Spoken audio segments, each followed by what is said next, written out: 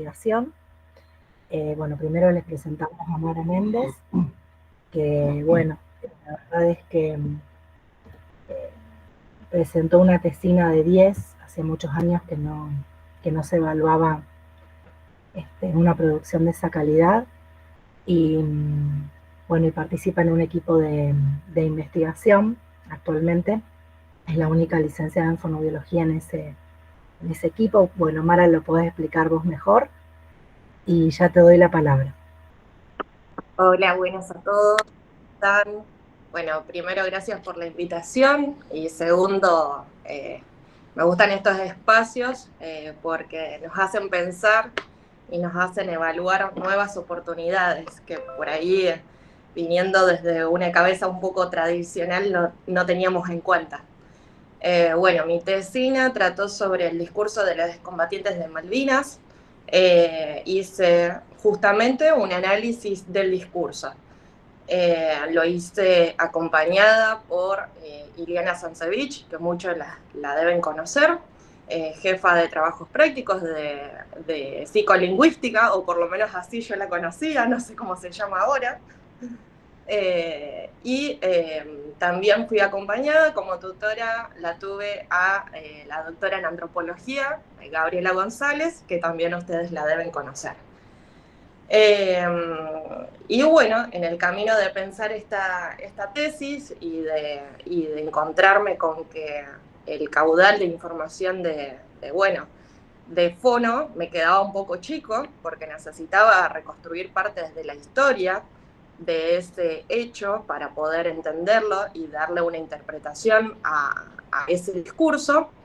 Me encontré con el programa de historia de Malvinas y de las islas del Atlántico Sur, y bueno, ellos me invitaron también a participar de este programa de investigación. Ellos son un equipo que tienen base en la Facultad de Humanidades, con una íntima relación con el CONICET. De hecho, el presidente de ese programa es el director actual de Ligir CONICET de acá de Rosario. Así que bueno, todo ese caudal de información tuve, y también estuve muy acompañada por un filósofo muy conocido acá en Rosario que se llama Mauro Emiliosi.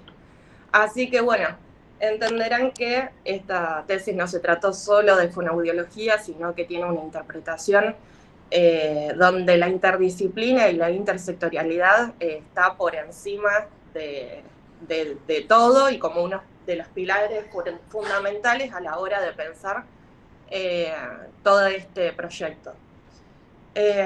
Y bueno, y lo que traté de hacer no solamente fue mostrar que sí se podía, que nosotras como fono podíamos intervenir en una problemática contemporánea a todos nosotros, sino que también los espacios de clínica se pueden abrir mucho más.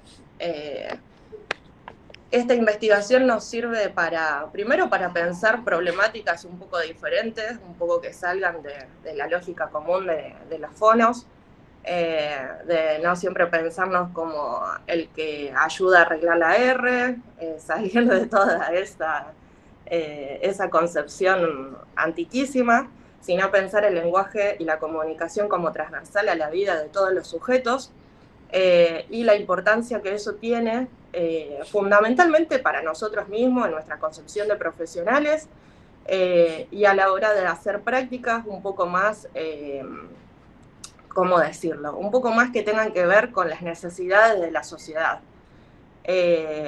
Y bueno, eso más que nada. No sé si me querían hacer alguna pregunta en especial de cómo fue el proceso de investigación o...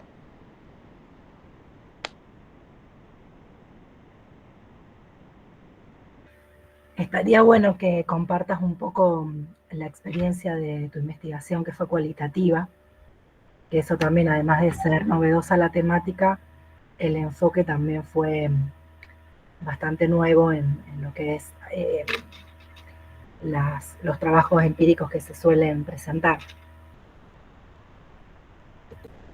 Bueno, sí, tuve la oportunidad de pensar esta tesis en términos cualitativos.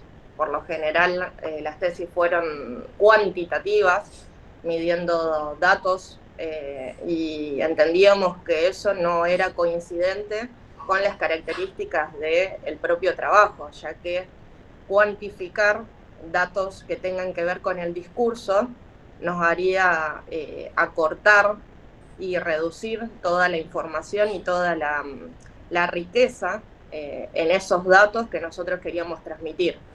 Por eso coincidimos en que el paradigma más indicado era el cualitativo, que nos permitía hacer una descripción mucho más amplia y también con un enfoque relacional, no causal, que eso también era otra diferencia. Yo no estaba tratando de demostrar que una causa, sino que estaba tratando de demostrar relaciones entre los diferentes hechos.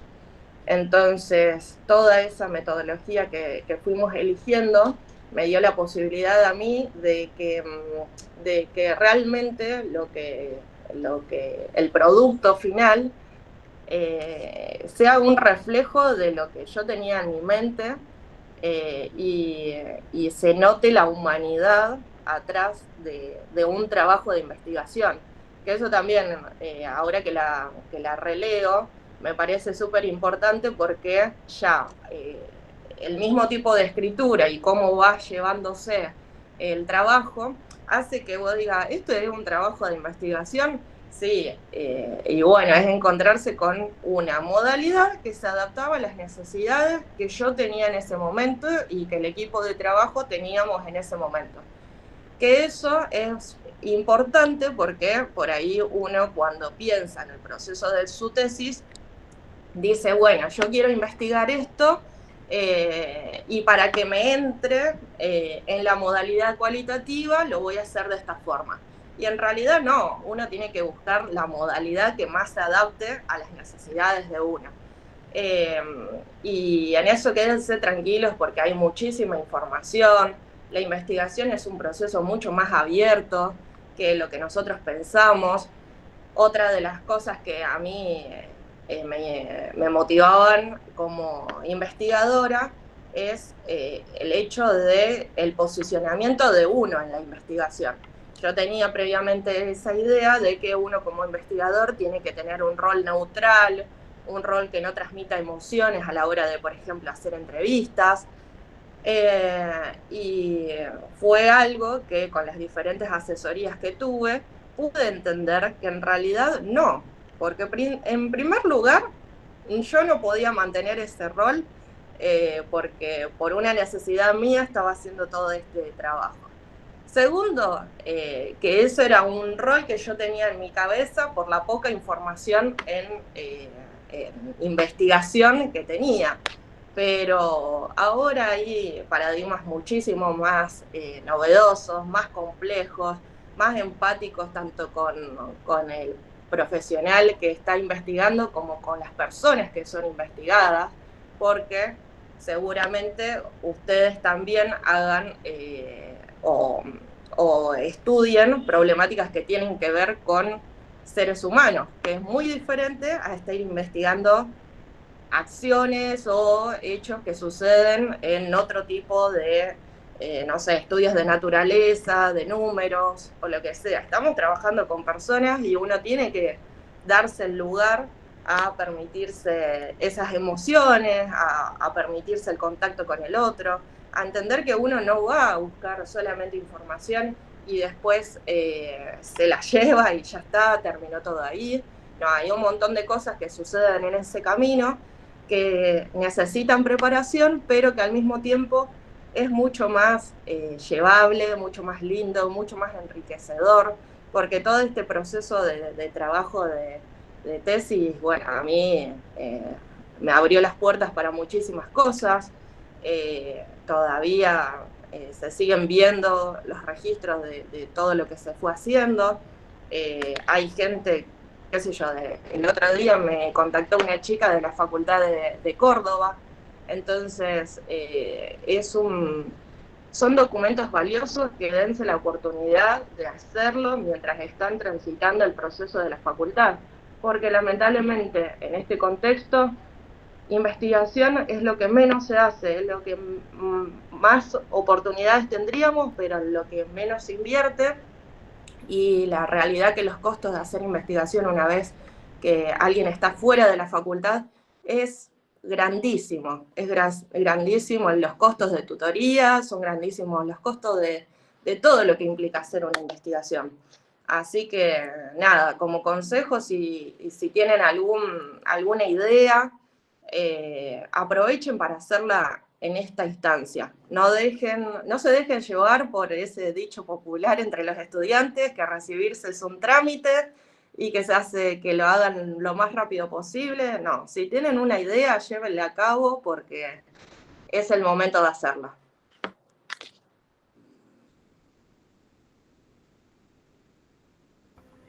Bueno, Mara, muchas gracias. Sos un poco una militante de la actividad científica.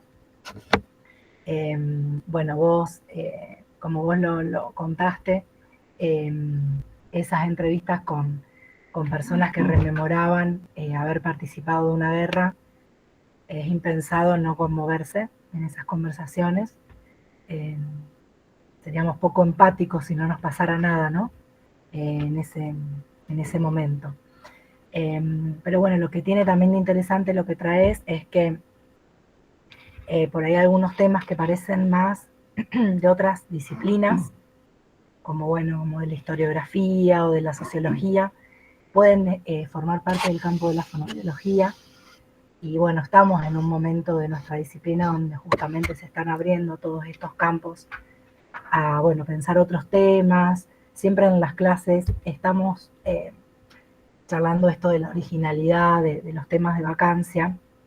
Y bueno, muchas veces porque seguimos pensando en las áreas de la fono y bueno, no nos podemos salir de ese campo temático y bueno, lo que vos haces es también un ejemplo, ahí la perdí, la dejé de ver, Amara, un ejemplo de que se pueden indagar otros temas, que también la fonoaudiología tiene algo para decir, ¿no? Bueno, no sé si está presente, no la vi entrar a Lucía.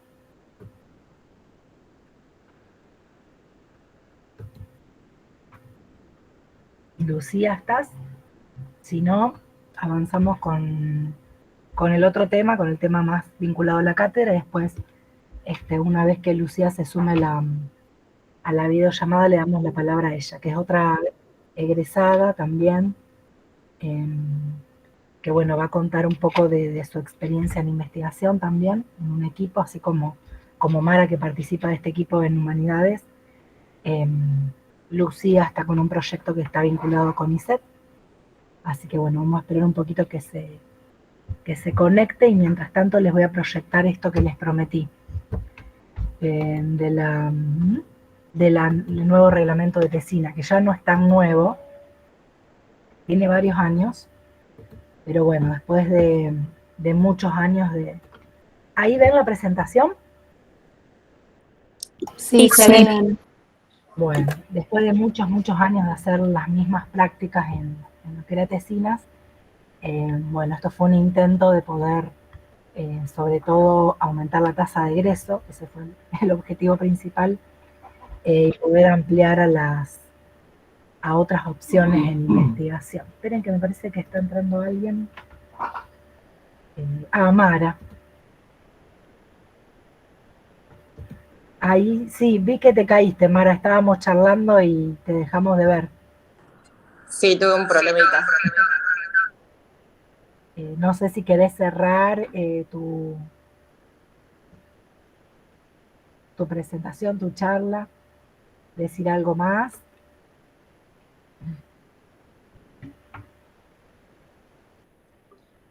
No, nada más. Creo que sí. Bueno, si alguna tiene alguna pregunta, después hacemos el espacio para consultas, pero nada más. Gracias por el tiempo.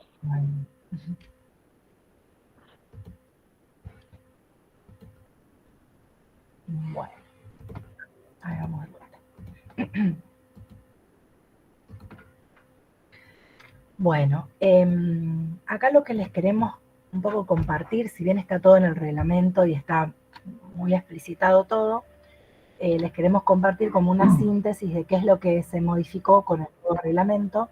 Ay, perdón, que puede ser Lucía. No, no quiero estudiar. Diana.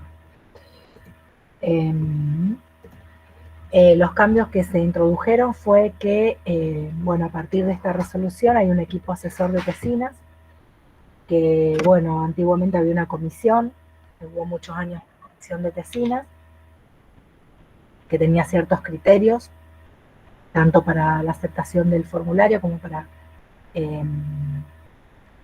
poder asignar un tribunal evaluador.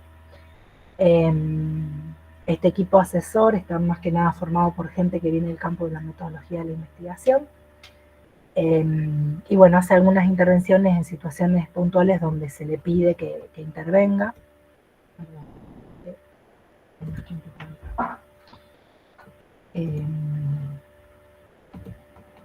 El otro día tuvimos una situación con el equipo asesor que fue en relación a estudiantes del programa Regresar, que están haciendo su trabajo de tesina, bueno, intervención, un acompañamiento un poco más intenso, digamos.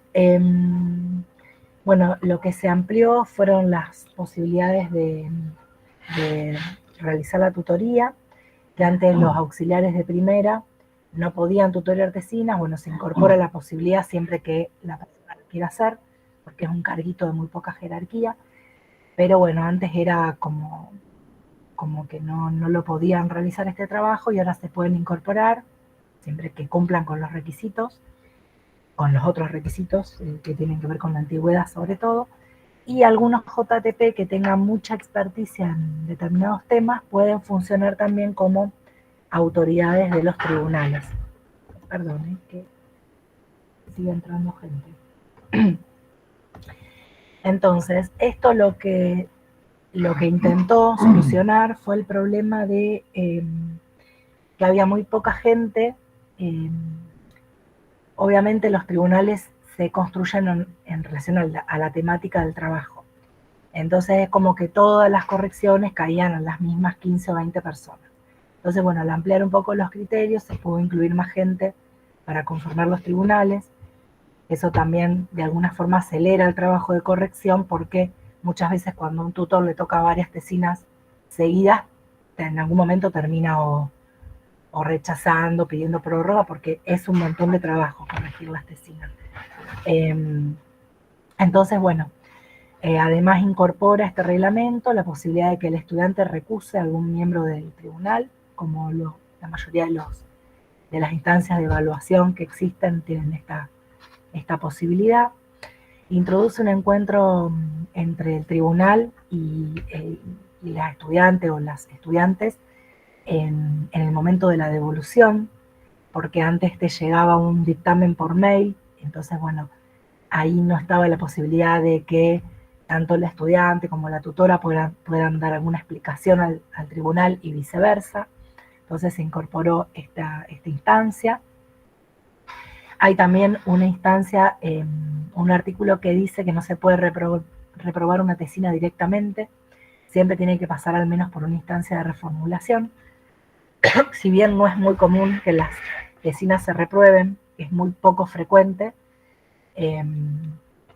bueno, nos parecía, bueno, todo el grupo de trabajo que trabajó en esta nueva reglamentación, que sobre todo fue la comisión asesora de ese momento,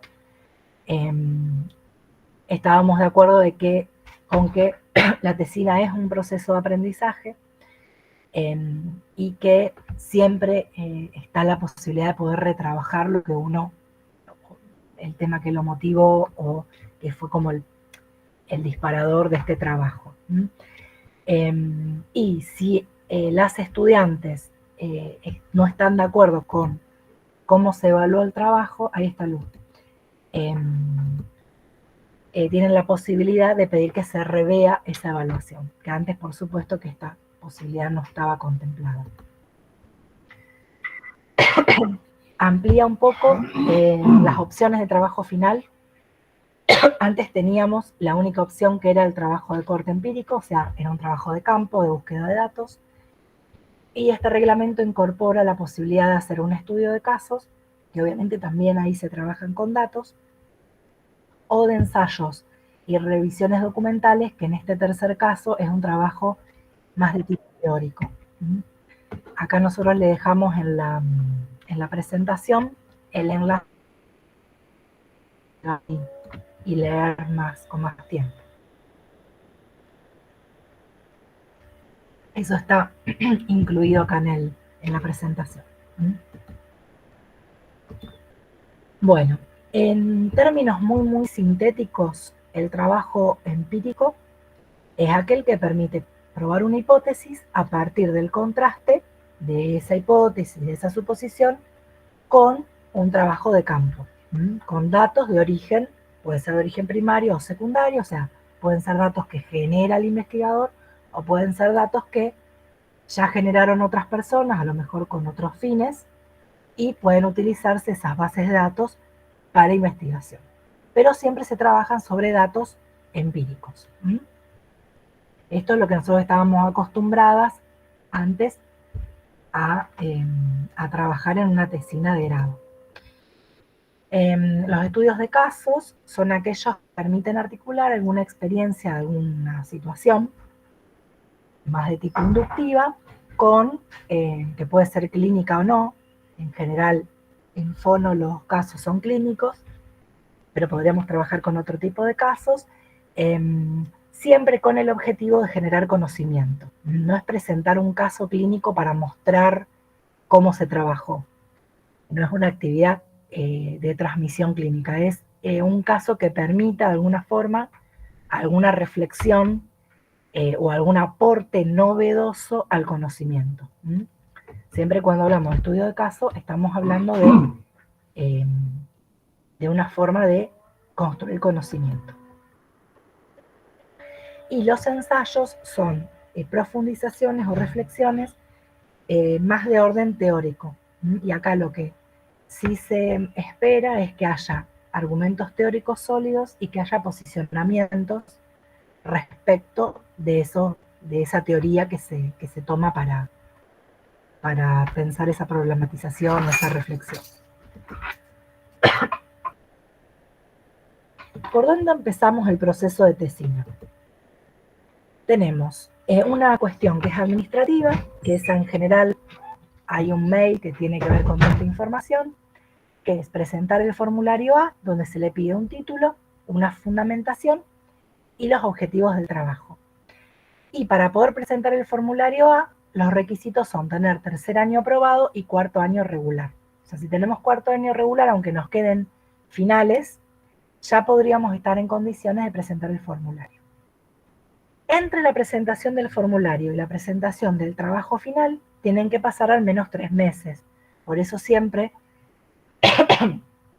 conviene, si bien obviamente que para poder construir el formulario tenemos que tener algún avance en el trabajo, porque si no, no podemos cumplimentarlo, no podemos llenarlo. Siempre es intentar presentarlo lo antes posible, cuando tengamos bien claro el tema, para poder dejar correr esos 3 meses. Y los formularios tienen un vencimiento de 2 años. Es decir que si uno presenta un formulario y pasaron 2 años, tiene que renovarlo o presentar un nuevo tema. Esto se pensó porque había algunas veces que había tutores que quedaban como comprometidos a una tesina, pasaba el tiempo, esa tesina no avanzaba y no se presentaba, y como los tutores pueden tener hasta 3 trabajos en simultáneo, no pueden tomar más por reglamento, a veces pasaba que había ahí como una cuestión de que el tutor no podía de alguna forma tomar nuevos trabajos porque estaba como implicado en uno que a lo mejor estaba avanzando muy despacito. Entonces, lo que tenemos que empezar son 2 opciones. O buscamos primero el tutor y en función de ese tutor y al área temática y de expertise que tenga, nos va a ofrecer una serie de temas, o buscamos el tema que nos interese y en base a ese tema que nos interesa, tenemos que buscar quiénes son las personas que nos pueden acompañar. Un tutor tranquilamente puede acompañar la cuestión metodológica, no es que sí o sí necesitamos 2 personas para poder hacer este trabajo. Y bueno, obviamente la búsqueda, si es que lo deseamos, de la compañera o el compañero para hacer ese trabajo de a 2. Después tenemos que elegir qué tipo de trabajo nos interesa hacer y empezar a trabajar en el informe o en la escritura en sí del trabajo. Ahí empieza el camino.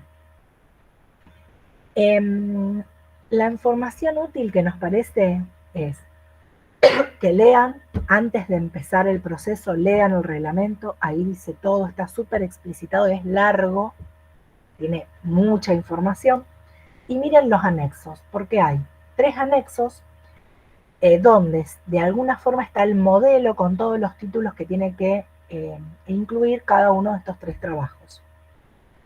Ingresen al campus de talleres de Tesina, que ahí hay clases y hay documentos cargados que pueden serles útil, y les ofrecemos los talleres de Tesina, que son consultas metodológicas, cuando por ahí hay algún obstáculo muy puntual, donde tanto el tutor como el estudiante o las estudiantes necesitan definir alguna cuestión para poder avanzar en el trabajo. Entonces, esa es la función de estos talleres virtuales, que ahí está el mail donde tienen que pedir un turno, para decirlo de alguna forma, y una vez que ustedes hacen el pedido, se les brinda un espacio para poder evacuar esas dudas. Bueno, finalmente, acá en esta misma presentación les dejamos el enlace al campus, que es el aula virtual de talleres de Tesina, donde hay una serie de información. El foro de consultas, la verdad es que no está activo, porque desde que hacemos los talleres por mail no están vehiculizando consultas por el foro, pero sí hay una serie de información y de clases que hemos ido realizando con los años y son de utilidad. Por ahí está a disposición. No es que sea obligatorio, por supuesto, pero lo dejamos a disposición si lo quieren utilizar. Bueno, fue bastante sintético.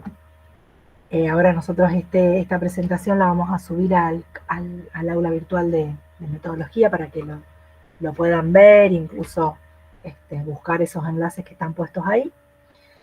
Y bueno, un poco hicimos esta intervención mientras esperábamos que Lucía se pueda conectar, que Lucía salía de un trabajo, y bueno, apurándose, pudo llegar a contar acá en esta clase su experiencia.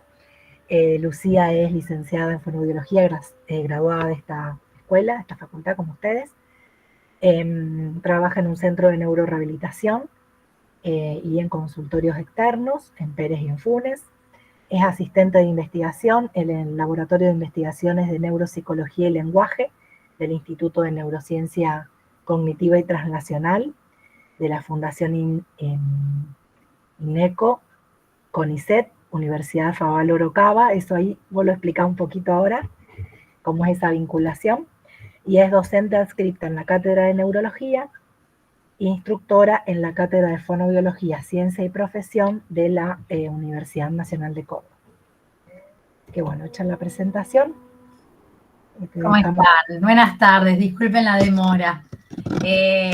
Bien, sí, nosotros en realidad yo estoy en la Fundación Favaloro trabajando con la gente de Buenos Aires, y la relación con el CONICET es principalmente porque, bueno, INECO es una institución que depende mucho del CONICET. Hay muchos investigadores del CONICET que están relacionados. Entonces, también trabajamos con otras universidades, como la Universidad de UFLO, que son las que también nos brindan como digamos no me sale la palabra,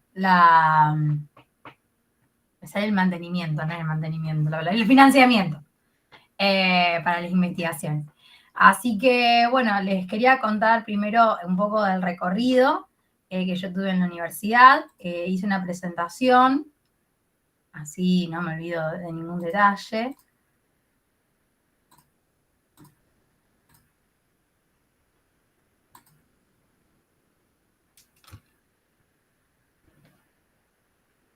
Ando un poco lenta.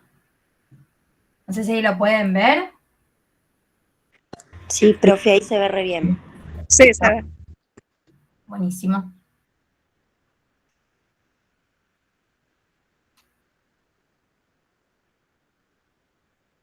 Está como yo la compu, perdón. Ahí está. Bueno, primero comentarles un poco mi recorrido, que comenzó en el año 2018 y culminó recibí la aprobación de mi tesina en octubre del 2025 y obtuve finalmente mi título de licenciada en fonobiología en el año 2025, en abril. Pero mi vinculación, digamos, con la investigación y con la docencia comenzó mucho antes, en el proceso de elaboración de mi tesina. Yo tuve la suerte en ese momento de tener como cotutora a Jimena Muratore, que es investigadora del CONICET de Córdoba, que también fue estudiante de la universidad, junto con Tamara Lenarduzzi, fueron mis tutoras, y Jimena fue, digamos, la que plantó el bichito de la investigación en mí, podría decirse. De ahí en más pude abrirme, digamos, abrieron muchísimas puertas, conocí muchísima gente. Una de esas personas es la doctora Magdalena Martínez Cuitiño, que es la directora de nuestra institución, digamos, del laboratorio de investigación, del cual formó parte el año 2025. Perdón, 2023. Pero bueno, principalmente algo que quiero destacar es que tanto en la investigación como en estos procesos hay tres cosas importantes, que yo digo las 3P, que son la paciencia, la persistencia y la perseverancia. Digamos, mi camino fue un camino largo y arduo porque si bien cada uno, saben, cada uno lleva el proceso de la facultad en sus tiempos, yo me frustraba mucho porque además veía a mis compañeras que por ahí elegían temas ya tratados y demás y se recibían a los 6 meses y yo seguía ahí remando en mi proceso, pero también obviamente yo elegí un tema que no se tocó nunca en nuestra escuela, que fue la terapia de entonación melódica para pacientes con afasia no fluente, y un diseño metodológico distinto, porque, bueno, Ana Clara, vos me dirás, pero si no fue la primera revisión sistemática, habrá sido la segunda. No hay muchos antecedentes en nuestra escuela. Entonces, me llevó un año de elaboración más o menos, pero bueno, la verdad que después, mirando un poco para atrás en retrospectiva, fue como un camino súper beneficioso y fui muy privilegiada porque en ese momento yo fui acompañada y asistida por 2 investigadoras del CONICET y ya estaba dentro de un laboratorio de investigación que eso, digamos, me dio también una experiencia muy grande en lo que es recolección de datos y en toma de datos y digamos, y en presentaciones científicas. Entonces, bueno, ya eso también enriqueció mucho mi trabajo, cosa que tiempo más tarde pude presentar mi tesina en una revista científica. Así que, bueno, algo que siempre digo y tomo es esta frase, digamos, de la canción de Mercedes Sosa, de tarde en llegar y al final tendrá su recompensa.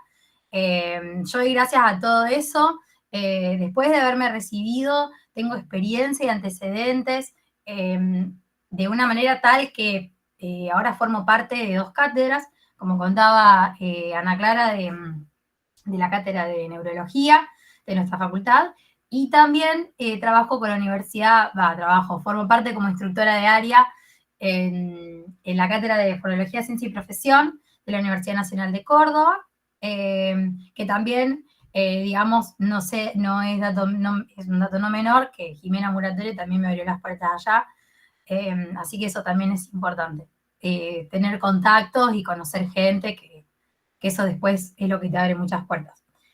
Bien, y eso por un lado, muy autorreferencial, innecesario, pero bueno, quería comentarles un poco del laboratorio, de lo que estamos trabajando hoy.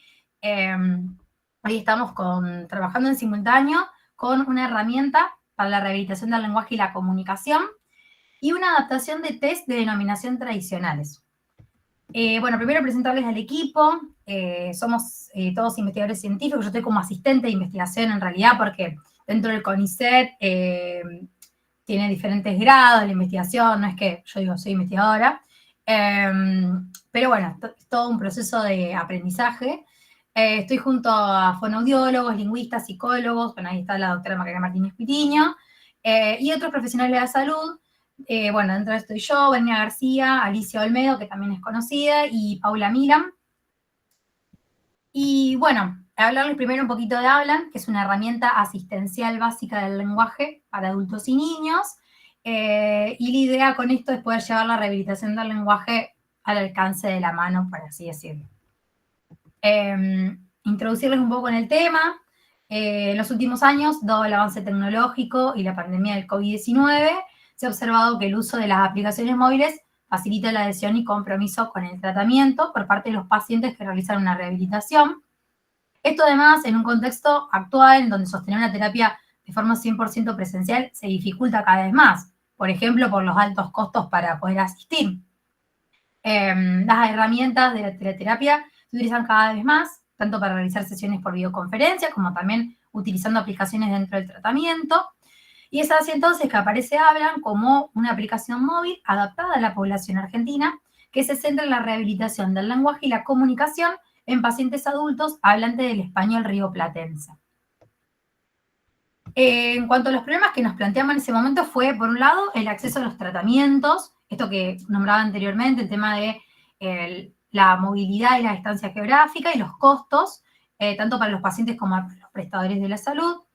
Faltante de herramientas, si bien hay algunas aplicaciones como Mikeo Apps y Constant Therapy, que son aplicaciones que se utilizan dentro de las terapias, pero no son para adultos y tampoco están en español. Entonces, por eso surge esta idea. Y también la escasez de profesionales. Nosotros, por lo menos en Rosario, contamos con 200 fonoaudiólogos aproximadamente y en Cava bastante menos. Así que con esta idea lo que buscamos con esta aplicación fue, por un lado, brindar ejercicios de rehabilitación del lenguaje con diferentes niveles de complejidad, adaptados obviamente al español de Latinoamérica. También brindar una terapia guiada y accesible a los pacientes que puedan realizar tratamientos intensivos con menores costos y con supervisión profesional. Y organización y seguimiento para los profesionales también, una asignación a distancia de los ejercicios y un acceso a los reportes del desempeño de sus pacientes. En cuanto a los beneficios de la aplicación, bueno, mayor adherencia al tratamiento, como nombraba, mayor compromiso, una reducción de los tiempos de la terapia, porque el tratamiento se vuelve cada vez más intensivo al poder hacerlo tanto en consultorio como en el hogar, mayor variabilidad de ejercicios personalizados, donde se pueden seleccionar los ejercicios más adecuados según el perfil del paciente, y una reducción de costos para prestadores, porque al eliminar barreras geográficas, lo que se busca es reducir el costo de la terapia presencial y además libera los espacios físicos dentro de los establecimientos. Lo que se ve al costado, digamos, al lado derecho, es una presentación de nuestra aplicación, donde podemos asignar la tarea, ver los reportes y la historia clínica de nuestro paciente. Bueno, y esto es un póster que presentamos en la Asociación de Alzheimer en este año, en febrero, donde lo que hicimos fue presentar los 3 módulos de la aplicación. Tiene un módulo léxico, un módulo semántico y un módulo pragmático. Los estímulos están seleccionados en base a las variables psicolingüísticas, como la frecuencia léxica, es decir, qué tanto usamos esa palabra, y la familiaridad conceptual, o sea, cuánto conocemos esa palabra. Bien, por ejemplo, arriba podemos ver una tarea de asociación semántica. Dice, señale cuál de las imágenes se relaciona con la de arriba. Entonces vemos una taza y 3 objetos y el paciente tiene que seleccionar. La siguiente tenemos una actividad pragmática donde de emociones, donde el paciente debe determinar si las imágenes, los personajes sienten lo mismo. Y la última es una tarea de denominación, donde se muestra una imagen y el paciente debe decir qué es o cómo se llama esto. Fue administrado, en este caso fue administrado a 674 participantes sin antecedentes neurológicos ni psiquiátricos, es decir, que solamente se hizo en controles, los cuales pudieron alcanzar entre el 80 y el 100% de las tareas. Y lo que observamos también es que hubo un mayor error en, digamos, en las tareas que tenían mayor complejidad o eran estímulos de baja frecuencia. En cuanto a esto, bueno, esto fue, les cuento un poco en dónde estamos parados. Hoy estamos en una etapa de, ya hicimos una validación de los datos, esto fue, digamos, la validación de los datos, ahora nos falta, estamos en etapa de programación, y lo que sigue es poder probarlos en pacientes. Todavía no fue probado en pacientes con lesiones cerebrales o adquiridas, como demencia frontotemporal, ACV, traumatismos. Bien, y después, bueno, invitarlos a todos y a todas a que puedan conocer nuestra página de Instagram, que es hablan.ar, donde subimos información y todo lo que estamos realizando, nuestras presentaciones en congreso y cómo venimos adelante con la aplicación. Y por último, presentarles esta adaptación de los test de denominación tradicionales. La recuperación de las palabras puede afectarse a la denominación, puede afectarse en diversos cuadros neurológicos, como nombré anteriormente, los traumatismos, el ACV, la demencia frontotemporal. Las tareas de denominación permiten evidenciar el síntoma más frecuente, que es la anomia, y los test tradicionales, como por ejemplo, por nombrar el Boston, presentan dibujos lineales simples en blanco y negro, que estos carecen de una estandarización visual adecuada y una adaptación a las características socioculturales de nuestra población. Con el avance tecnológico aparecen nuevos estímulos pictóricos que pueden ser utilizados en la práctica clínica, ajustándose a los requerimientos personales de los pacientes y a su contexto social y cultural. Es así entonces que ahora estamos en una etapa de adaptación y validación de esos estímulos al español rioplatense. Bien, por acá tenemos por un lado el test de denominación de Boston y el test pirámides y palmeras, que es con los que estamos trabajando actualmente. Como decía anteriormente, no solamente está el tema del formato, digamos, son dibujos bastante simples, lineales, en blanco y negro, y que además, como decía, no están adaptados a nuestra cultura. Otra cosa que tiene también es este tema de las variables psicolingüísticas que tenemos que tener en cuenta, como la frecuencia léxica, que en realidad el test de Boston, que es un test que sabemos que hace más de 50 años que se está administrando, es la única variable, la frecuencia léxica es la única variable psicolingüística que se tiene en cuenta dentro de este test. Cuando en realidad hay muchas otras a tener en cuenta, como son la familiaridad conceptual, esto que nombraba de cuán familiar nos es esa palabra en la cotidianidad, la complejidad visual, el tema de esto de las líneas, los detalles, la profundidad y la edad de adquisición del concepto. Bien, llegamos digamos, a la conclusión de que necesitamos de nuevas herramientas que den cuenta de la importancia clínica de contar con instrumentos diagnósticos cuyos estímulos estén validados para su utilización en función de principios teóricos y adecuados a nuestra población. Hasta el día de hoy, los test clásicos suelen valerse de imágenes, como decía, simples, sin color, poco representativas para ciertos contextos socioculturales y además para determinados grupos etarios y educativos. No obstante, con los nuevos avances científicos en los últimos tiempos, han surgido nuevos formatos visuales, como por ejemplo los emojis y las fotos generadas con inteligencia artificial. ¿Por qué los emojis? Consideramos que los emojis son un lenguaje universal, sin barreras generacionales ni geográficas. Todos los conocemos, todos los manejamos, no hay variabilidad en ese término, y además de presentar objetos, podemos presentar ideas, conceptos, y por otro lado, las fotos generadas con inteligencia artificial lo que permiten es con una sola orden poder adaptar los estímulos a nuestro paciente, ¿sí? Tanto las características clínicas que él tenga como sus particularidades, su personalidad y demás. Bien, contarles que nuestro trabajo se inscribe en una línea de investigación emergente que articula la importancia de los fundamentos teóricos de la neurocognición del lenguaje con los aportes técnicos y posibles beneficios que permitiría implementar de forma controlada la inteligencia artificial para desarrollar herramientas más eficaces, adecuadas y accesibles para la clínica, permitiendo no solo innovar en instrumentos utilizados, sino también repensar los criterios de validación, adecuación cultural y personalización terapéutica en el campo de la fonoaudiología. Bien, este es el que presentamos en SONEPSA, que fue en Córdoba, un congreso en Córdoba, el último que hicimos, donde hicimos este estudio comparativo entre los dibujos, las fotos y los emojis. Bien, lo que hicimos fue, bueno, tomar una serie de participantes que dimos en grupos de 4 muestras, divididos en sexo, edad y escolaridad, un nivel de escolaridad medio alto, que también nos planteamos esto de poder hacerlo en escolaridad baja. Lo que se hizo después fue presentar un test de denominación oral y administrar un software que se llama DMDX, que lo que hace es medir los tiempos de latencia y los aciertos. Entonces, ahí se puede ver un punto de fijación. Lo que hacíamos es pedirle al paciente que observe, perdón, al paciente no, a los controles, porque no se dicen pacientes, decirle a los participantes que observen ese punto de fijación.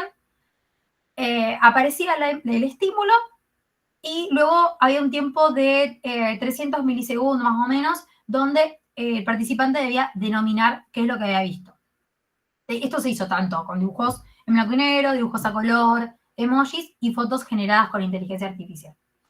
Luego eso pasó a otro, digamos, otro software que es el Check Vocal, que lo que se hizo fue poder ver el tiempo de latencia, o sea, cuánto tardaron en responder a ese estímulo y poder determinar si fue una respuesta correcta o incorrecta o si no respondió.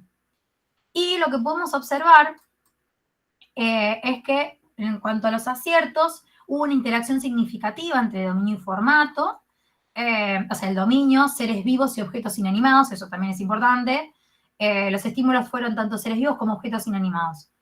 En cuanto a los seres vivos, hubo un peor desempeño en lo que fue los dibujos en blanco y negro y mejor en emojis. Y en cuanto a los tiempos de latencia, la interacción también fue significativa, o sea, los seres vivos se denominaron más lentamente en dibujos en blanco y negro que en realidad con emojis. Bien. Bueno, este es otro que presentamos en Copenhague también, que más o menos son los mismos resultados, pero bueno, la idea es simplemente esa, que el formato impacta en la velocidad de procesamiento, efectivamente, que el color disminuye los tiempos de reconocimiento de esos estímulos y que los emojis, al compararlos con dibujos en blanco y negro y a color, fueron más rápidos en responder que en blanco y negro y a color. Además, manteniendo una precisión.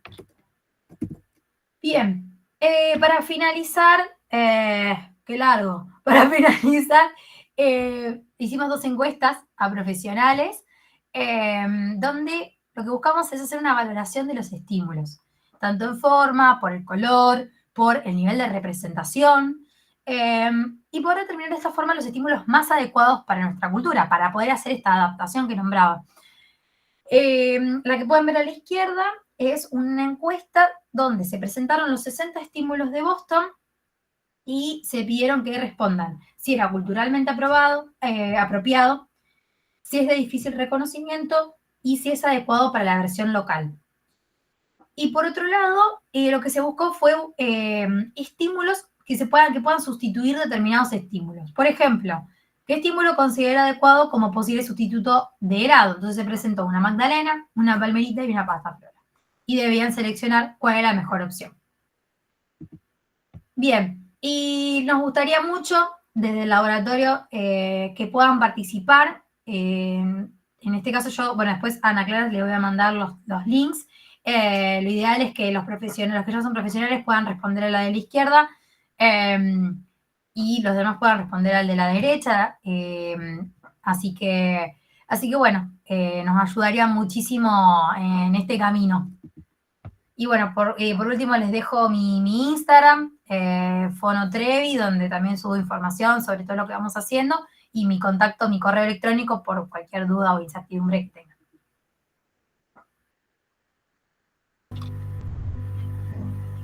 Bueno, Lucía, muchas gracias. Bueno, súper detallado la narración que hiciste. No sé si... Es muy largo, pero me gusta hablar de estas cosas. ¿Alguna pregunta para Lucía o para Mara, para alguna de las dos compañeras profesionales?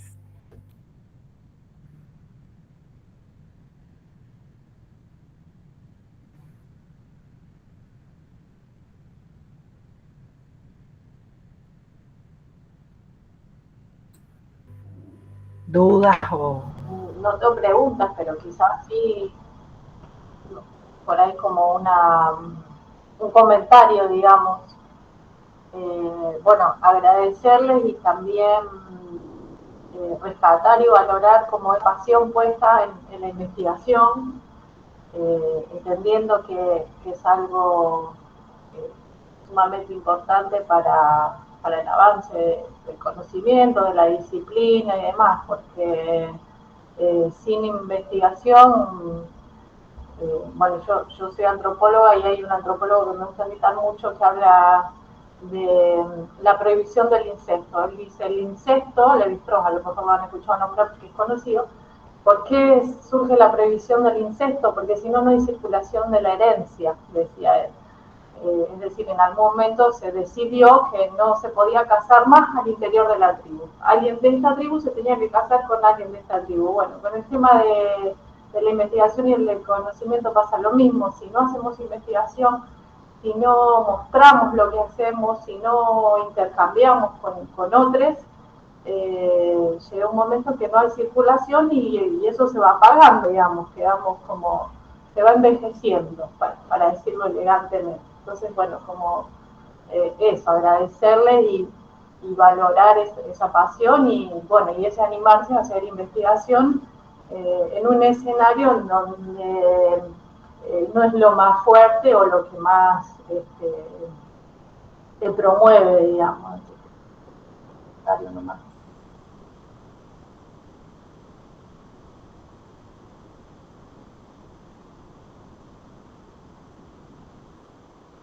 Bueno, gracias por el tiempo y como punto de unión a mí me gustaría decir que las dos coincidimos en que la investigación nos abrió muchas puertas y que todo lo que fuimos haciendo lo seguimos viendo hasta ahora y seguramente lo vamos a seguir visualizando.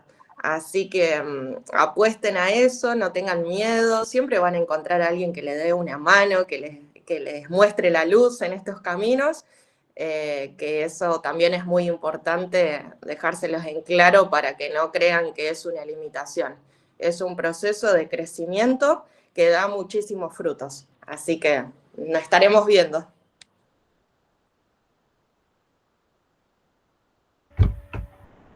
Bueno, les agradecemos todos estos procesos, tanto los de investigación como los de escritura, registro,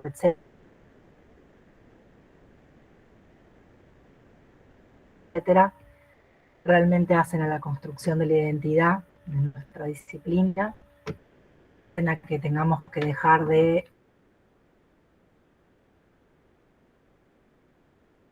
darnos entre nosotras.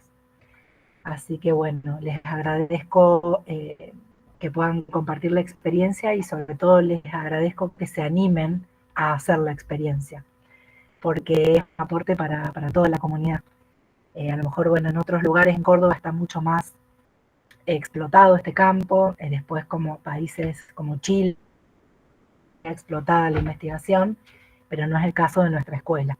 Así que siempre estamos como tratando de incitar, ahí como yo le llamo esta militancia, ¿no?, de lo científico, justamente de poder transmitir en algunos de estos espacios la pasión, ¿no?, por el conocimiento, por esto que es el impulso epistémico. Así que bueno, si si no hay ninguna otra pregunta, ni duda, ni comentario,